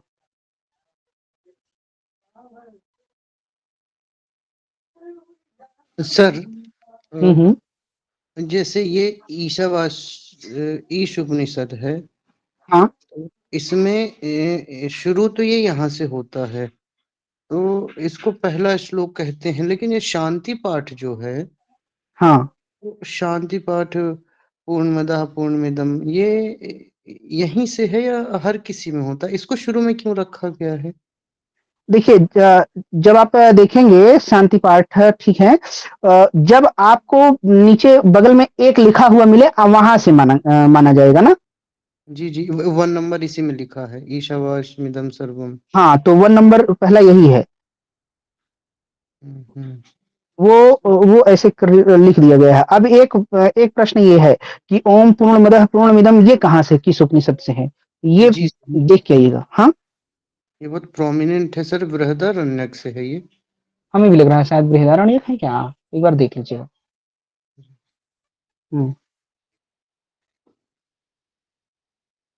तो ये ग्रुप में शेयर कर दिया है मैंने, ये 9 उपनिषद, हिंदी में व्याख्या भी है इनकी। अरे वाह, ठीक। ग्रुप में था सर ये। हाँ, अब आइए देख ले सकते हैं वहां से जिनको देखना हो। इंडक्टिव जनरलाइजेशन के बारे में क्या सही है, देखिए, their conclusion is appropriate to the evidence offered by its premises. उनके निष्कर्ष आधार वाक्य द्वारा प्रस्तुत प्रमाण के लिए उपयुक्त हैं।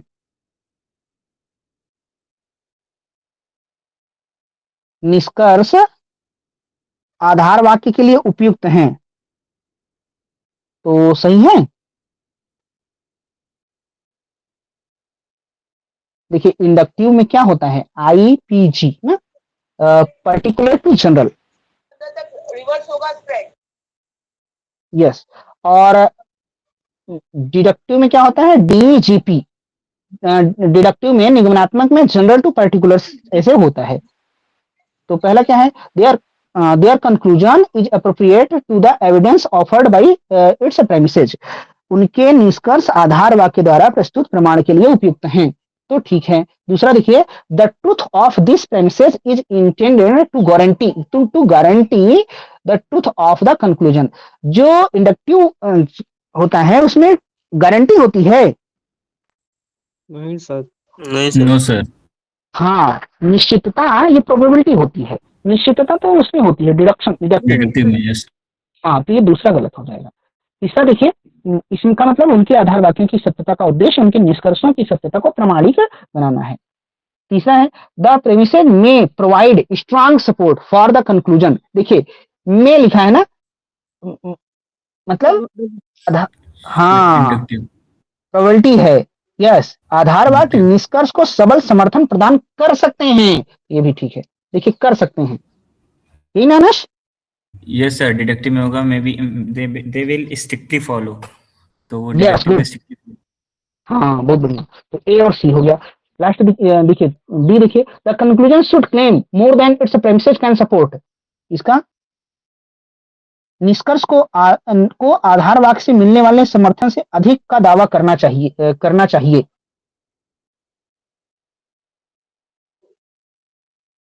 इसके बारे में क्या सोच रहे हैं, डी वाले के? आंसर तो फिलहाल ए और सी दिया है फर्स्ट। फिर से बोलिएगा सर एक बार। अधिक कैसे हो जाएगा सर? हाँ, उसी ये से इंक्लूड किया जाता है। निष्कर्ष को आधार वाक्य से मिलने वाले हाँ समर्थन से अधिक का दावा करना चाहिए। ये सही ही ना है सर इंडक्शन के लिए, क्योंकि उससे हल्का व्यापक होता है, मतलब उसमें वो होता है ना कंक्लूजन। नहीं, देखिए, जितनी प्रीमाइसेस होती हैं, प्रीमाइसेस से ही तो हम कंक्लूजन बनाते हैं ना इंडक्टिव में। लेकिन भैया क्या प्रेमाइसेस से क्या वो एकदम पूरा वो परिपूर्ण थोड़ी रहता है, श्योरिटी थोड़ी रहती है पूरा, क्योंकि 2-3 प्रेमाइस लेके हम कंक्लूजन वो ड्रा कर देते हैं।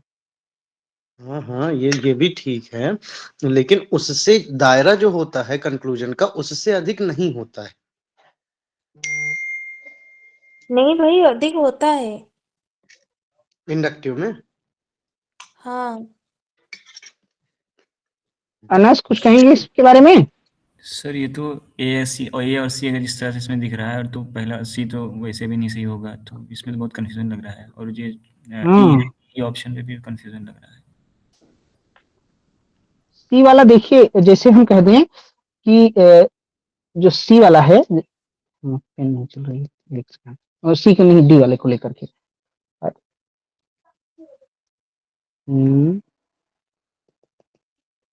हाँ, देखिए जैसे कहते हैं कि राम मरणशील है, श्याम मरणशील है ना, रस्तु मरणशील है, ऐसे करके, तो ये सब मनुष्य हैं, तो सभी मनुष्य मरणशील हैं।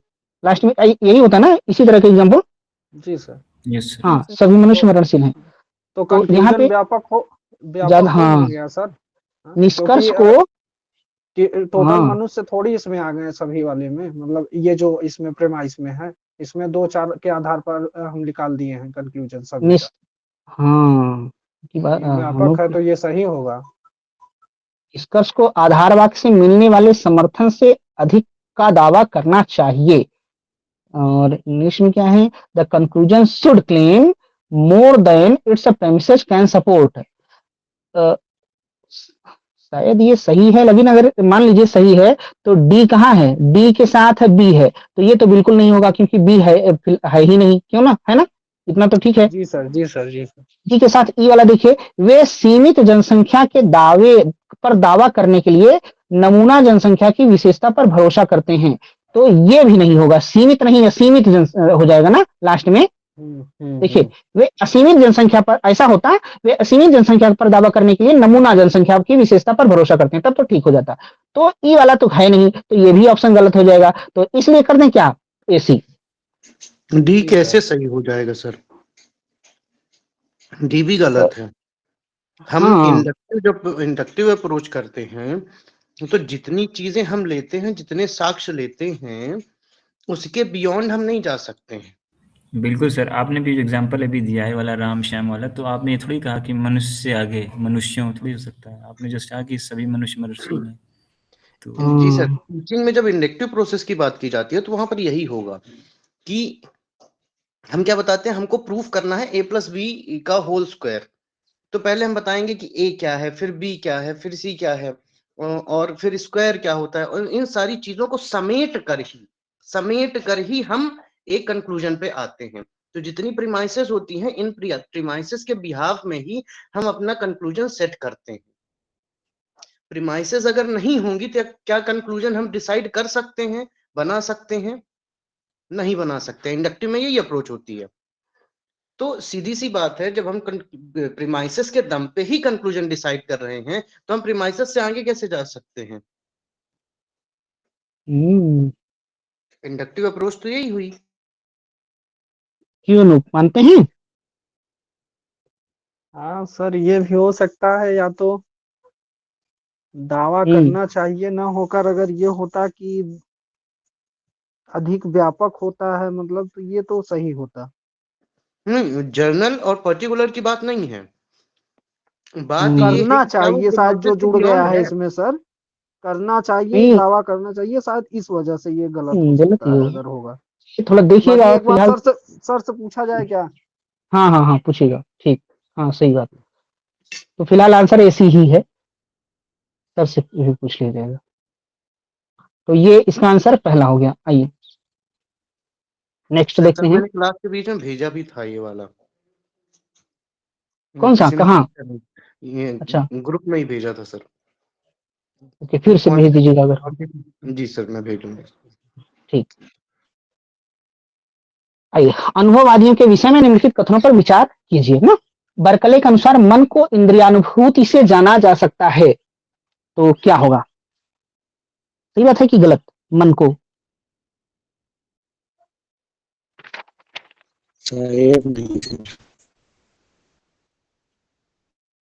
इंग्लिश देखना है, ये रहा।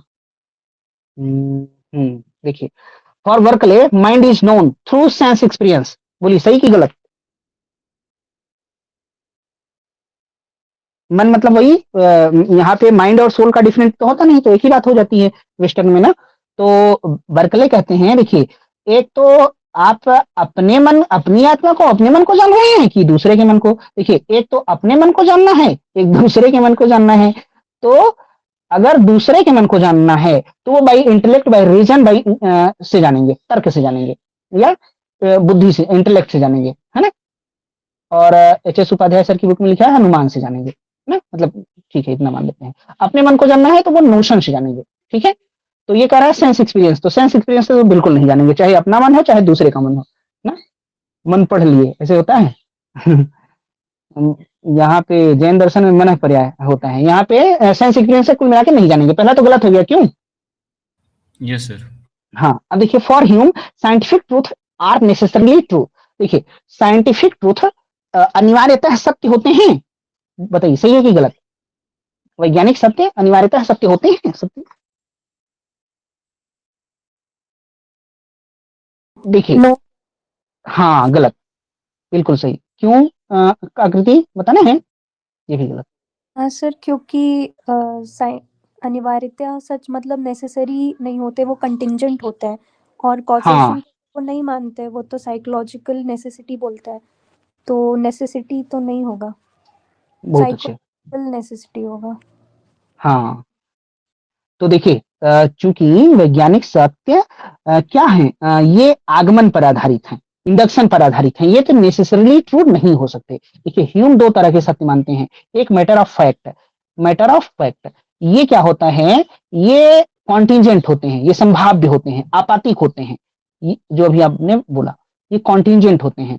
तो साइंटिफिक ट्रूथ एक तरह से मैटर ऑफ फैक्ट ही है। और दूसरा मानते हैं हम relation of ideas, relation of relation of ideas, ये अनिवार्य सत्य होते हैं। तो जानते रहिए relation of ideas necessarily true हैं, लेकिन matter of fact necessarily true नहीं है, तो ये दूसरा गलत हो जाएगा। तीसरा है फॉर लॉक प्राइमरी क्वालिटी और सब्जेक्टिव, प्राथमिक गुण सब्जेक्टिव आत्मनिष्ठ हैं। No sir. नहीं सर। प्राइमरी क्वालिटी ऑब्जेक्टिव होती है, सेकेंडरी क्वालिटी सब्जेक्टिव होती है, तो ये भी गलत। ठीक, radical empiricism is an idea associated with William James, उत्कट अनुभववाद विलियम जेम्स के विचारों से संबद्ध है। हाँ सर, ये ठीक है। हाँ ये ठीक है, बिल्कुल सही आंसर हो जाएगा फोर्थ। एक बार 2015 में प्रश्न आया है, उसमें बोला है कि रेडिकल इंप्रेसिज्म किसका है, जेम्स आंसर में ऑप्शन में था लेकिन माना नहीं, ब्लॉक मान लिया है, तो वो गलत माना है ना, ध्यान रखिएगा 2015 में आया है, लेकिन यहाँ पे रेडिकल इंप्रेसिज्म जेम्स ही है, तो फिलहाल आंसर फोर्थ है। ठीक सर फर्स्ट ऑप्शन को करेक्ट करेंगे तो क्या होगा? फर्स्ट ऑप्शन को करेक्ट करेंगे तो बर्कले के अनुसार मन को रीजन, तर्क से, इंटेलेक्ट से, नोशन से जाना जा सकता है। हाँ sir. For Berkeley mind is known through intellect, reason, notion. Okay. हाँ सर। आगे बढ़े। हाँ। देखिए निम्नलिखित कथनों पर विचार कीजिए, चलिए विचार करिए, किया जाए। शंकर के अनुसार वेदांत का प्रमुख विरोधी सांख्य है क्या? है यस सर। है ना, शंकर सांख्य कुछ कहते हैं क्या सांख्य को? सर प्रधान मल्ल ऐसे बोलते हैं ना। अरे वाह, हाँ यही हाँ, क्या बोलते हैं आप यहाँ? Main opponent. यस यस, प्रधान मल्ल ये आया हुआ है, तो प्रधान मल्ल बोलते हैं, क्योंकि ये द्वैतवादी वो द्वैतवादी, ये एक अद्वैतवादी एक द्वैतवादी है ना, प्रधान मल्ल बोलते हैं। वो इंग्लिश लाना था, क्या हो गया?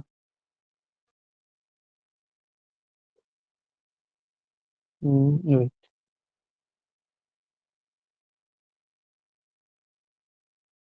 ये रहा, देखिए मिल गया। फॉर मेजर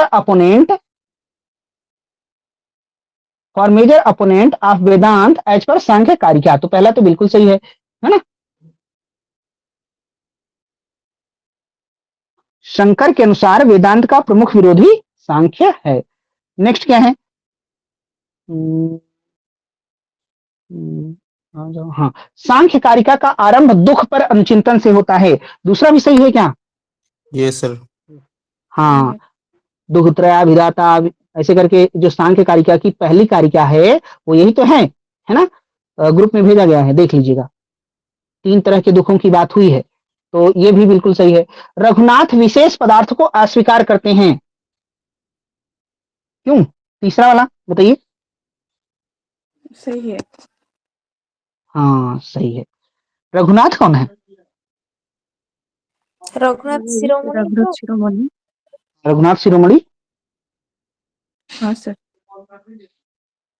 अरे तो वो तो आप तो उनका बता दिए। हाँ मतलब कहाँ किस परिवार से आते हैं? न्यायिक। न्याय। नव्य न्यायिक हैं। वेरी गुड, बहुत अच्छे। ये नव्य न्यायिक हैं। देखिए नव्य न्याय में विशेष को स्वतंत्र पदार्थ नहीं माना जाता है ना। अगर आप देखना चाहें HP सिन्हा की बुक हो तो वहां भी लिखा हुआ है, पेज नंबर 217 पे देख सकते हैं। लिखा है कि न्याय जो भी लिखा हो, न्याय विशेष नव्य न्याय विशेष को स्वतंत्र पदार्थ नहीं मानता है ना, वैशेषिक विशेष को स्वतंत्र पदार्थ मानता है। तो ये भी सही हो जाएगा। आकाश का कोई सामान्य नहीं होता, ये भी सही है। सही है सर। ये भी सही है।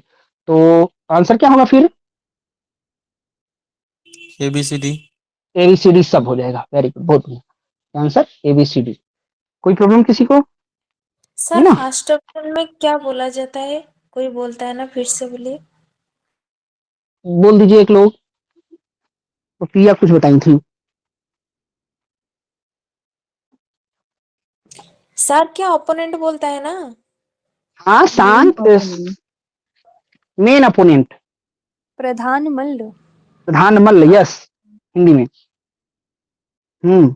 हाँ ये देखिए लिख दें, मेन अपोनेंट है ना। हाँ सर। हाँ आज का स्टोरी सर फर्स्ट पेपर लगता है ज्यादा करनी है, इसीलिए नींद हाँ। में है। ओ सर स्वतंत्र से मेरे को एक विचार आया कि ये सर्वतंत्र स्वतंत्र कहते किसको हैं? किसको कहते हैं? वाचस्पति। वाचस्पति मिश्र मिश्र। को कहते हैं। हाँ वाचस्पति मिश्र को कहते हैं सर्वतंत्र स्वतंत्र। वैशेषिक को छोड़ के इन्होंने सब पे लिखा, न्याय पे, सांख्य पे, योग पे, मीमांसा पे, अद्वैत पे, है ना। तो पूछा तो अगर इनसे पूछे कि आप कौन से घर से आते हैं, कुछ नहीं बताएंगे ना। सब यहाँ वह सर्वतंत्र स्वतंत्र हैं। इनके कंपेनियन अच्छे मिल गए थे ना, जिन्होंने कुछ बोला ही नहीं जिंदगी भर। आशुतोष कह रहे हैं मतलब इनकी क्या धर्मपत्नी। चलिए जी सर। हाँ, तो फिलहाल आंसर ये हो जाएगा। क्या और आगे करने का इरादा है या फिर सच में नींद आ रही? यस सर, मतलब छुट्टी। 20 करा दीजिए कम से कम। हाँ सही है। अरे भाई हम सर अभी आए हैं, थोड़ा और पढ़ाइए। सर कराइए। देखिए भारतीय संविधान का कौन सा अनुच्छेद सामाजिक न्याय और सकारात्मक कर्तव्य से संबंधित है? तो क्या होगा? ये अनुच्छेद ही पूछ रहा है ना, आर्टिकल।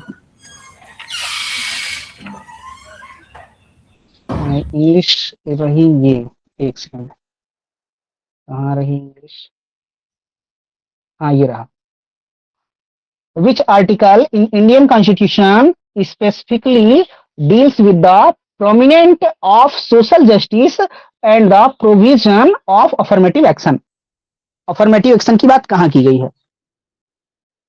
आर्टिकल 15। देखिए जिसको हम ऐसे ही आरक्षण बोलते हैं ना, उसको अफर्मेटिव एक्शन कहा जाता है ना। बहुत देशों में उसको अफर्मेटिव एक्शन कहा जाता है। देखिए इसका आंसर पहले कुछ और बताया गया था एनटीए ने, फिर बाद में कहा कि नहीं दोनों सही है।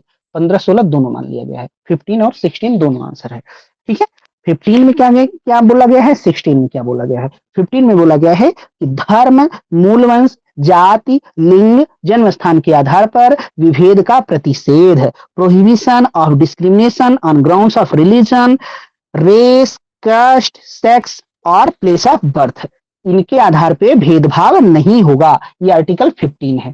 ठीक है सर, एक चंपकम दोराया राजन वर्सेस स्टेट ऑफ मद्रास का केस था, वो हाँ इसी स्पेशली वो केस के बाद में इसमें और सब क्लॉज जोड़े गए थे इसी अमेंडमेंट करके इस आर्टिकल। हाँ, ये केस कब का है, भी याद है आरक्षण क्या? से रिलेटेड था, उनको एडमिशन लेना था मेडिकल कॉलेज में, तो उससे रिलेटेड वो मद्रास हाई कोर्ट थे, फिर सुप्रीम कोर्ट बाद में गया। 1957 का है ये केस। 1957। ओके ओके ठीक। इसी के हाँ बाद तो फर्स्ट अमेंडमेंट नहीं, इसके बाद नहीं आया था। फर्स्ट कॉन्स्टिट्यूशनल अमेंडमेंट तो 1951 में आया था। 51 में था हाँ फर्स्ट। हाँ, पर 15(4) ऐड किया गया था इसके बाद, ऐसा है हाँ, कुछ। 51 में सही कह रहे हैं, 15(4) ऐड किया गया था।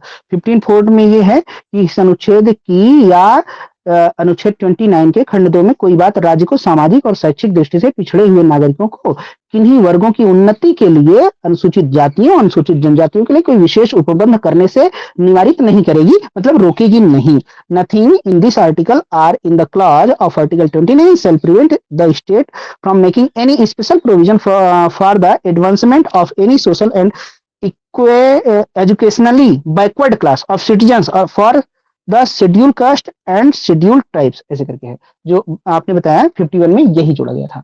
तो सर करेक्शन है, ये चक्कम दुरई राजा 1957 का नहीं है सर, 1951 का ही है। हाँ, तो 51 ही हम सोच रहे थे हाँ, 50 से भी। उस वक्त sir because I think Hiralal कहानी आई थिंक सीजीआई थे, तो उसमें ऐसा कई मतलब काफी कंट्रोवर्सी हुई थी। जब ये केस सुप्रीम कोर्ट गया तो आई थिंक उसमें अम्बेडकर को प्रेजेंट होना पड़ा था कि इसको करेक्शन के लिए, ये क्योंकि काफी पहले हाँ, पड़ा था, तो उसमें एक 90 हाँ सही बात। तो देखिए 51 में के बाद सीधे 2005 में ये अमेंडमेंट हुआ, संशोधन हुआ। तो हम सोच रहे थे 57 में तो हुआ ही नहीं फिलहाल। चलिए अच्छा की बता दिए, क्योंकि सोचते ही रह जाते हैं। तो ये है 15 में ये है ना। और आर्टिकल 16 में क्या है, देखिए 16 में है लोक नियोजन के विषय में अवसर की समता, equality of opportunity in matter of public employment. तो ये 16 में है ना। तो आपको देखिए ये जो फंडामेंटल राइट है 14 से लेके कहां तक 35 तक, ये आपको ध्यान रख मतलब पढ़ लीजिएगा ना, यहां से क्वेश्चन आ सकते हैं, कम से कम इतना याद रखना है, ठीक। एक दिन कस्तूरी ईडब्ल्यूएस पे जो आई थिंक 2023 में आया था, जो जजमेंट आया था सुप्रीम कोर्ट 3 जजेस बेंच का, तो वो भी शायद आई थिंक 15 का ही क्लॉज किसी से रिलेटेड था। हाँ, इसी में रखा गया है लगता है ना। हाँ, आर्टिकल 15 का कोई सब क्लॉज आई थिंक उसमें ऐड हुआ था। हाँ देख लीजिएगा उसको। चलिए, और 14 में क्या है, किसी का है 14 में विधि के समक्ष समता, इक्वेलिटी बिफोर लॉ। ईडब्ल्यूएस वाला जो है आर्टिकल 15(6) है। अच्छा 15(6), बहुत अच्छे। तो 14 हो गया, 15 हो गया, 16 पता हो गया। 17 में क्या है, 17 में क्या है, अस्पृश्यता का अंत, एबोलिशन ऑफ अनटचेबिलिटी ना। जी सर। 18 में है एबोलिशन ऑफ टाइटल्स, उपाधियों का अंत। एक दिन कस्तूरी पूछ रही थी आर्टिकल 19, हमको उस समय नहीं मतलब हम बताए नहीं थे। तो आर्टिकल 19 में है protection of certain right regarding freedom of speech, मतलब वाक स्वातंत्र आदि विषयक कुछ अधिकारों का संरक्षण। इसमें कई चीजें हैं, क्या क्या है। इसमें जो स्पीच ऑफ एक्सप्रेशन का जो राइट है वो यही है कि every person can express his view via, जो स्पेशली जो उसमें लैंग्वेजेस दी उसमें लिथोग्राफी को भी ऐड किया गया। अगर आप कभी किसी की स्टैचू बनाकर कोई प्रोटेस्ट कर रहे हैं तो वो भी कभी उसको चैलेंज नहीं कर सकता है।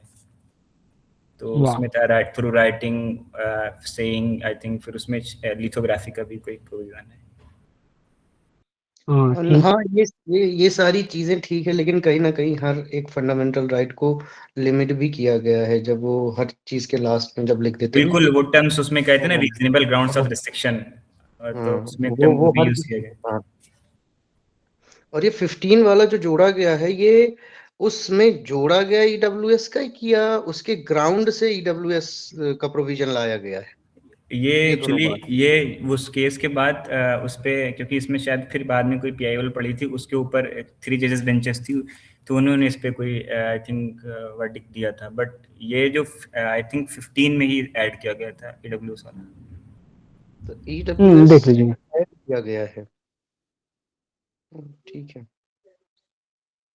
तो मुझे लगता है शायद ये उस ग्राउंड से 15 से के ग्राउंड ईडब्ल्यूएस का प्रोविजन दिया गया है कि जितनी भी चीजें हैं वो 15 के ही ग्राउंड पे दिया गया है, बिल्कुल। यहाँ पे आंसर दोनों माना गया है, 15, 16। हाँ चलिए, कारण वस्तुतः एक तंत्र है जिसके द्वारा तर्क बुद्धि इसके फलों को उत्पन्न करती है। इस मत के समर्थक हैं। कारण वाला क्या होगा? सर इंग्लिश दिखाइए इसका। इंग्लिश ये रहा 87। देखिए, the cause is merely the mechanism by which a region produces its consequences is the view advocated by। Aristotle. हाँ, कारण की बात 4 कारण और सब अरिस्टोटल ही है ना। यस। हाँ, ओक का ट्री ओक के वृक्ष में रहता है, ओक ना ओक ट्री और है। एकॉन ओक ट्री का जो कॉन्सेप्ट है क्या है सर? एकॉन ओक ट्री वाला जो दिया है concept, oak tree and oak seed, potentiality हाँ, एंड एक्चुअलिटी। पोटेंशियल एक्चुअलिटी वाला जी। हाँ, यस। अब आइए, लुडविग लुडविग विटगेंस्टीन की निजी भाषा की आलोचना दावा करता है कि निजी भाषा की आलोचना करते हैं तो उसमें क्या दावा किया गया है वो बताना है ना। इंग्लिश रहा इधर, wait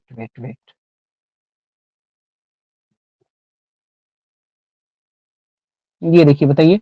Ludwig Wittgenstein critique of private language claims that. Second ही होगा private sir. Language is incoherent. Incoherent ना, निजी भाषा असंगत है, तो असंगत है तभी तो उसकी आलोचना कर रहे हैं। मतलब निजी भाषा ये कहते हैं कि प्रयोग के अकॉर्डिंग होना चाहिए, है ना, यही है। Yes sir. कोई बात हो तो पवन सर उपस्थित हैं, तुरंत बताएंगे या आगे बढ़े। देखिए, न्याय दर्शन में अन्यथा न्याय दर्शन अन्यथा ख्यातिवाद का समर्थक है क्या? यस। Yes sir. हाँ, ठीक है, पहला तो ठीक है। मीमांसा का प्रभाकर संप्रदाय अख्यातिवाद का विरोध करता है। फॉल्स नहीं, एक्सेप्ट करते हैं। गलत है। हाँ, अख्यातिवाद तो मानते हैं, तो विरोध कहाँ करते हैं, ये गलत। शंकराचार्य का दर्शन अनिर्वचनीय ख्यातिवाद का विचार प्रस्तुत करता है। हाँ सर, ठीक है। यस। ठीक है। हाँ, रामानुजाचार्य सत्य ख्यातिवाद का समर्थन करते हैं, एसीडी। चलिए, लगा तो दिए हैं, अनु गलत होगा आप ही जानिएगा। सही है ना? जी सर। तब ठीक है। इंग्लिश में ये रहा, कहाँ रहा, ये देखिए, द न्याय स्कूल एडवोकेट अन्यथा ख्यातिवाद। Okay, the Prabhakara schools of Mimamsa oppose अख्यातिवाद। गलत बात। द देखिए, शंकर गलत लिखा गया, संस्कृत नहीं से। स्कूल प्रपंड अनिर्वचनीय ख्यातिवाद, ठीक है। रामानुजाचार्य फेवर्स सत्य ख्यातिवाद, ठीक है। आंसर क्या लगाते हैं? एबीडी, ठीक, ओके। इसमें किसी का तो कोई भूला नहीं? विपरीत ख्यात किसका है, बाकी सब किसका है, समझाते हैं आप सब। आइए, उपनिषदों में आत्मन के स्वरूप के बारे में यह मत किसका है कि आत्मन वायु है? आत्मन वायु है। हाँ, ये व्याघ्रपाद हो जाएंगे, ठीक। हाँ। और ये लोग भी कुछ कहते हैं क्या, प्राचीन योग और ये जो हैं आसपास? हाँ सर, बता दीजिए। मतलब क्या कहना चाहते हैं सर ये? क्या मनीष? सर, आत्मन वायु है, इसका क्या तात्पर्य कहना चाहते हैं? इसका तात्पर्य यही है कि आत्मा को वायु कहते हैं। कौन? व्याघ्रपाद एक ऋषि हैं, बस।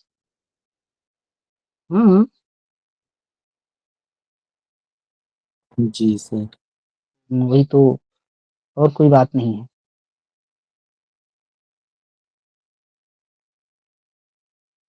और ये प्राचीन योग भी कुछ कहते हैं क्या, और बाकी लोग भी कुछ कहते हैं। देखिए, प्राचीन योग क्या कहते हैं, हमें लगता है अप या जल कहते हैं, अप। व्याघ्रपाद वायु कहते हैं। साकराक्ष ये बोलते हैं आकाश। आकाश, और ये बुडिल, बुडिल बोलते हैं अग्नि, है ना। ठीक है, तो आपको दूसरा याद रखिए ना, व्याघ्रपाद क्या बोलते हैं, वायु बोलते हैं। ठीक,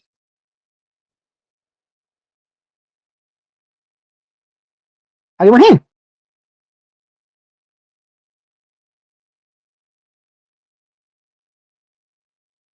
आइए देखिए, निम्नलिखित कथनों पर विचार करिए। जॉन रॉल्स का न्याय सिद्धांत भिन्नतावादी सिद्धांत पर आधारित है।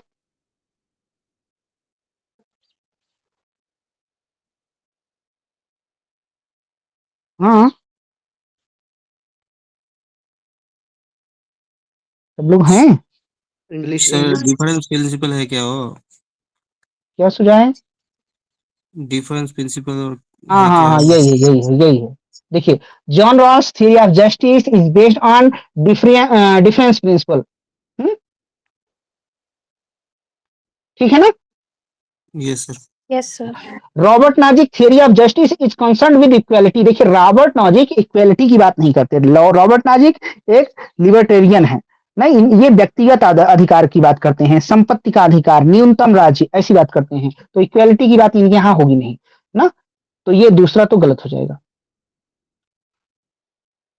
देखिए, Ronald Dworkin's approach to justice emphasise equality of resources. Ronald Dworkin's का न्याय के प्रति उपागम संसाधनों की समानता पर बल देता है, इक्वालिटी ऑफ रिसोर्सेज। तो ए और ये भी सही है। फिर Amartya Sen approach to justice is based known for focusing on equality of income. Amartya Sen का न्याय के प्रति उपागम आय की समानता के लिए प्रमुखता से जाना जाता है। तो ये गलत है, दूसरा गलत है, आंसर ए सी है।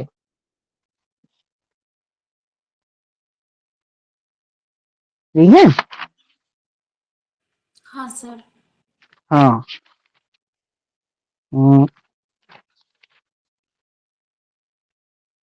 ए सी ही है ना। देखिए, जो अमर्त्य सेन है, इनकी एक पुस्तक भी है, डेवलपमेंट नहीं, कई सारी होगी, तो डेवलपमेंट एज फ्रीडम। ये कहते हैं कि मूल स्वतंत्र क्या कहते हैं, कहते हैं कि विकास के लिए, हाँ, क्या अंकित? नहीं सर, वही बोलते विकास केवल बोलने से नहीं, मतलब उसको प्रैक्टिकल वे में ग्राउंड लेवल पे लाना मेन वो तथ्य होता है। हाँ, कहते हैं विकास के लिए उन कारकों को नष्ट कर देना चाहिए जो उसके लिए जिम्मेदार हैं ना, जो स्वतंत्रता के लिए जिम्मेदार हैं, स्वतंत्र विहीनता के लिए जिम्मेदार हैं, जैसे गरीबी, दमन, आर्थिक अवसर, व्यवस्थाग्रस्त, अभावग्रस्त, मतलब जो भी अभाव है उन सबको हटा देना चाहिए। तो फिलहाल आंसर ए सी हो जाएगा। ठीक, हाँ सर। हाँ, तो और करना है? नहीं सर। तो आज के लिए इतना ही। आज हम लोग किए हैं 20 क्वेश्चन, कल इसके आगे करेंगे ना। आप सबका बहुत बहुत शुक्रिया। कैसा लगा कमेंट जरूर करिएगा। आप लोग करते वर्ते नहीं, हम देखते हैं, कोई नहीं किया करता है। सर एक बार शंकर वाला क्वेश्चन दिखा देंगे क्या सर? सर शुक्रिया। कौन सा नंबर था? कौन सा नंबर था मनीष? सर ये तो मैं भी ध्यान नहीं दे पाया। ओहो, शंकर वाला, चलिए आप नहीं ध्यान दिए तो हमें ध्यान है ना। यही वाला देखिए, बोलिए, ये वाला कि दूसरा? जी सर, जी सर, जी सर, थैंक यू सर। ठीक है, तो ठीक है, फिर स्टॉप कर दीजिए। Thank you so much.